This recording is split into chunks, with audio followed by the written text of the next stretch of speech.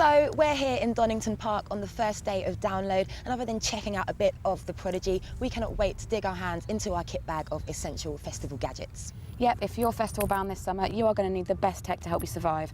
Festivals can be pretty hazardous, so whether you're trying to find your tent in the dark, want to cook up a bit of grub, or after some serious after-hours tunage, we've got the ultimate festival survival kit just for you. Now, Luce, why don't you get to setting up the tent? I'm going to grab a drink. Charming.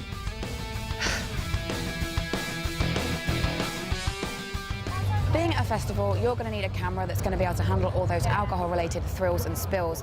And the Canon PowerShot D10 is going to have you covered. It's water, dust and shock-proof, which means it's probably more equipped to the festival lifestyle than you are. It's got 12.1 megapixels and 3 times optical zoom on board, as well as video capabilities, which means you're going to be able to get the snaps of your favourite bands on those far-off stages, as well as getting some quality footage as well. So while Verity nicks off and enjoys herself, I guess I'd better set up base camp. And if you don't like grappling with tent poles, the Eurohike Flashmac 3 Blackout tent is a great option.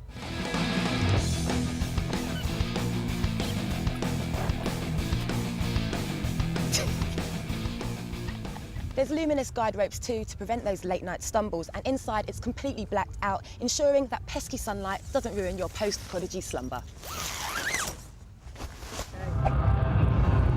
If you're looking to capture your festival goings-on with some straight-up video action, then the Toshiba Camilio S10 could be the perfect accomplice. Only a smidge shorter than the iPod Classic, the S10 records footage at 720 and 1080p straight onto an SD card, and you can watch all back on its 2.5-inch LCD screen.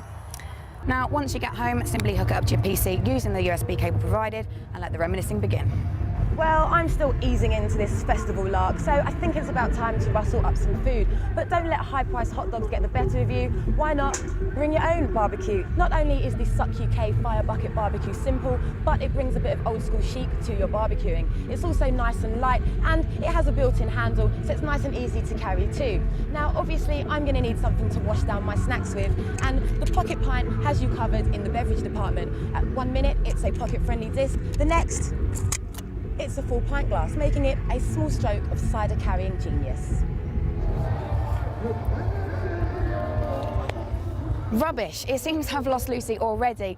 Luckily, we've equipped ourselves with a pair of these wind-up walkie-talkies. Now, getting phone signal isn't always easy, especially when you're in the middle of a field, so these are a great alternative. They've got 3-kilometre range, and 1 minute of cranking will give you 2 minutes of talk time. Now, of course, if you remember to charge it up before you leave the house, a full mains charge will save those risks and give you a full hour-and-a-half talk time. Luce, where are you? I'm by the tent, fool! Now, I know our tent is here somewhere, but I cannot for the life of me remember where. No matter how committed you are to memorising where you pitch your tent, when you're surrounded by hundreds of them, it can get a little tricky. Now, the Echo Pocket GPS locator can help. It saves up to 3 locations, and it will navigate its way back to them using its inbuilt GPS. All you need to do is lock your starting location and then follow the arrows back to where you started. Now to get myself back to that tent.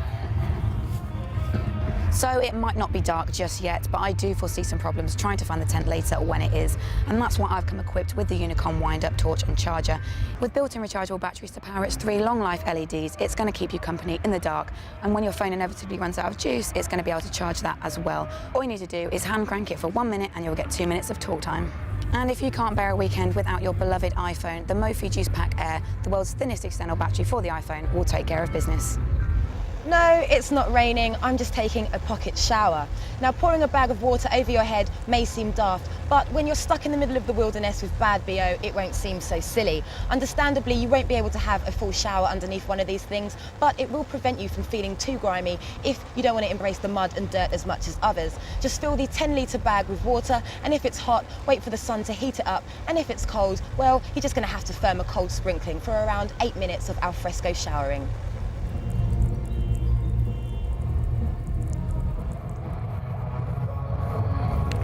There you are. Oh, I see you're back now all the hard work's been done. Typical.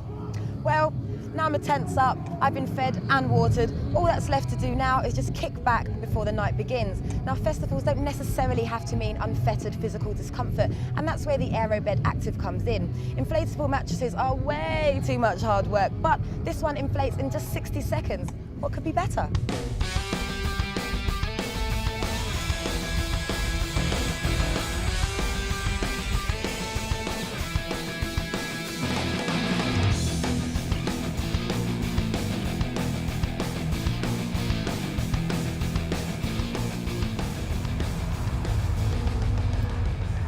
I'd tell you what could be better, a lippy silk bag, that's what.